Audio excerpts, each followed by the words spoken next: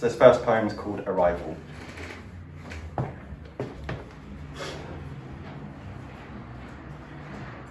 6 a.m. morning light, drenched in birdsong. Meadow hues emerging, furnished skeletal frames. Dew delicate on each blade, petal. Fog glides over the river, deep in a gully. I inhabit the space where it fades into thin air. White bright sunburst over endless fields, pregnant with green winter weight. Ashen grey clouds laid like fallen trees sizzle and yield before new day radiance. I sit on the businessman's train into London, protruding amongst blue suits in my baby pink hoodie. All further attached to that day, embodied, exercised in the glowing stack of words, raw with death and birth fluids. A newborn lamb staggers onto trembling legs. Over the hills, carried in the wind, its first bleat sends branches into ecstasy over life's feet. Sun rays twinkle between forest dance. In the clearing, a plane sinks into woodland horizon. I inhabit the space where tree reach becomes sky. 6 a.m. morning light, drenched in birdsong. I rise from the pious charcoal, stand up and spread out, in self, in world.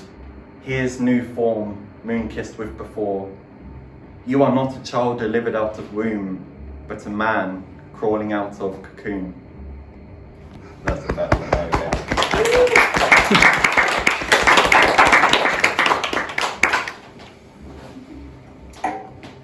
So just so everyone's kind of aware that I'm going to be doing I'm going to be doing 7 poems per side, so you can kind of keep a mental note. If you're getting a bit itchy, like, fucking shut up, Hayden. We've got 6 more to go at this point. The second one's called Corpus Collapse.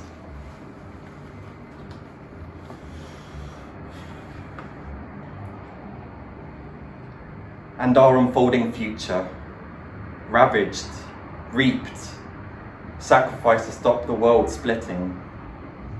I gave it all up for you. We gave it all up for them. But it happened, irrespective, unflinching. Our shared land cleaved, crumbles, chasm yells wider, hemispheres split. You leap left, and I right. What was once one, now two. What was one, now me and you. What was once one, torn in two. Remember, what scorches you sears me too.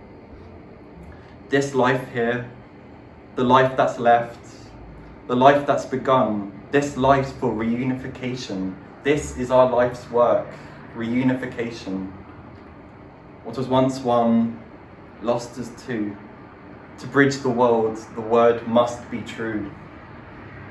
What was once one, now two. What was one, never stop seeking a you.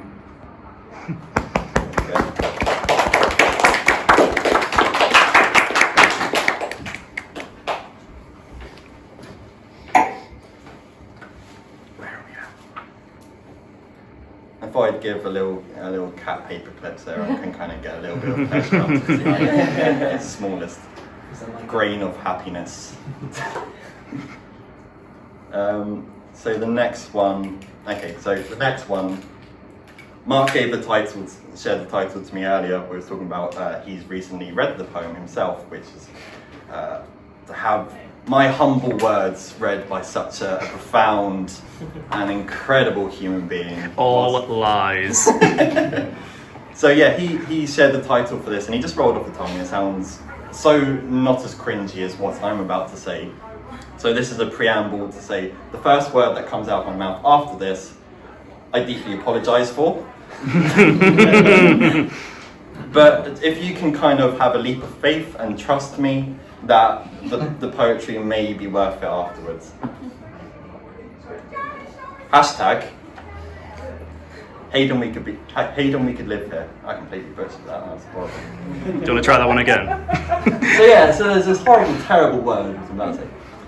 Hashtag Hayden, we could live here.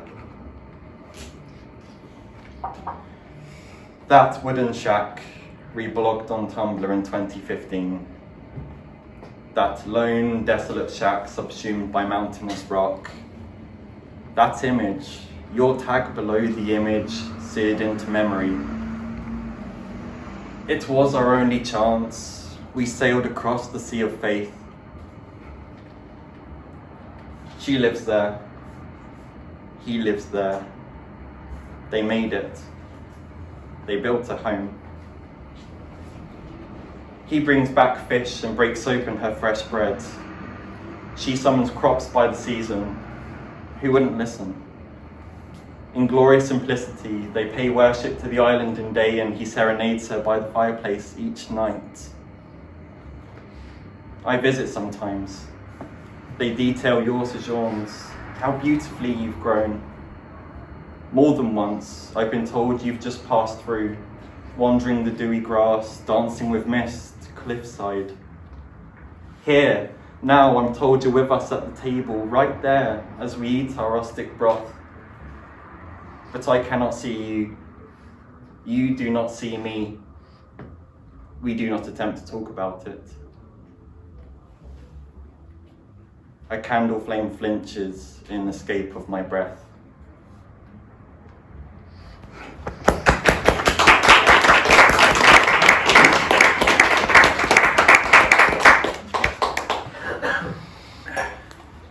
So, on to something maybe less depressing, maybe not. The next poem is called Forsaken Creature. Find it.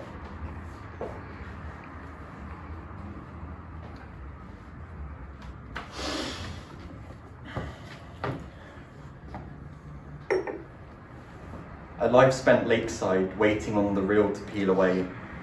Secretly, he'd hassled fate for fire, flames. Fortune favoured our ardent angler, bestowed by the sky a crack of lightning. He left his rod and attended to she who fell fiery to the bank. They communed. Her flares told him everything he'd longed to know. He became able to endure and even adore the flame's caress. Time's wild wind sent the sacred spark overseas, to erupt green trees, stand new beacons and bring new men to their knees. On his best days, he accepts that treasure was given, that treasure is taken. What's needed is done, though the body remains forsaken. On his worst days, he loathes and he forgets in his dumb solitude. He cannot live without the sensation. He believes the base of his being is subject to a blaze, combustion.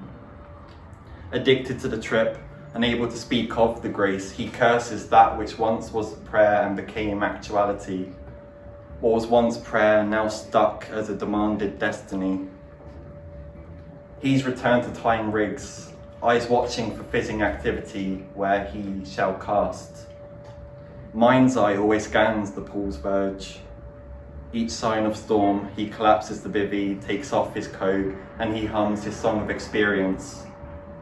Hysterically calm in the futile quest for the lost golden gift.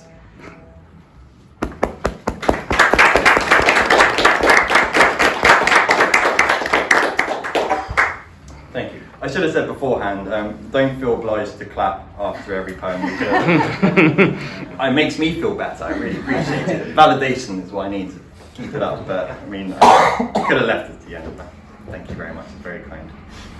Next poem is Green Becomes Blue. And if anyone's a Radiohead flan? Oh, words, let's give up on tonight. So, if everyone's a Radiohead fan, and then a Tom York fan, then this poem was kind of inspired by a line from a Tom York song. And I suppose for context, like, most of these poems I wrote a couple of years ago and then have kind of hellbent edited to death, and then beyond death to then bring them back again, and then to death again for like 2 years. But this is there's a few poems which I write which are just, you write them once, that's it, they're done. And you're at peace with it. You can tell if that means it's good or not, or if it's just worse and I gave up on it straight away. But yeah, so this I have a kind of soft spot for this. Green becomes blue. A leak becomes a lake. The earth becomes a quake.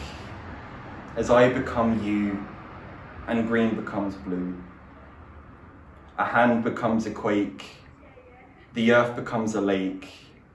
A stone becomes me, and green becomes memory. As give becomes take, and feeling becomes ache. As you become wear, and seams become a tear. A heart becomes memory. A hand becomes memory. A stone becomes relic to me, and ache becomes relic to me. As pylons replace trees, as ash replaces trees, and acceptance replaces please, and thank you replaces please.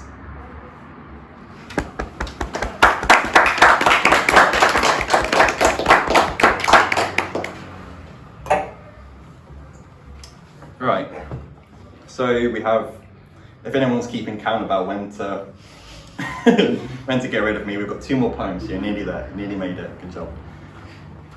And the next one's really short, so just 5 minutes and we're free. The next one's called Lens Ceremony.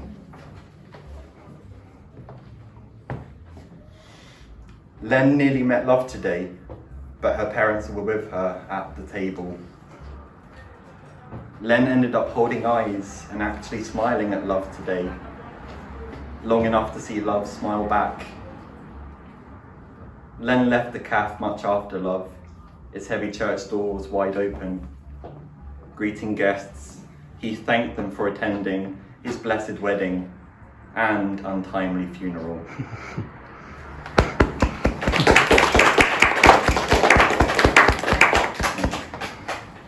So yeah, there's one more. I'm aware that most of the time I have a book in front of me, and I think as much of it is a coping mechanism to deal with the nervousness and the anxiety, like this is my safe space, people here don't exist, this is not scary at all. But this last poem I want to share in this first reading is the one that for like 3 years, I don't know if this is TMI, I think that's street words for too much information, but if I'm in the, I'm 28 now, I can work out what street words or not. So yeah, this is a poem that if I'm in the shower sometimes, it comes to me still. And I don't know, I mean that sounds very pretentious. There's a lot of power in this poem for me, but it's just one that I feel very much within myself and can kind of just blurt it out. So I put the book down, I've committed, we're going hardcore here, this is contact, we're in the room now. And so it's called Tower of Love.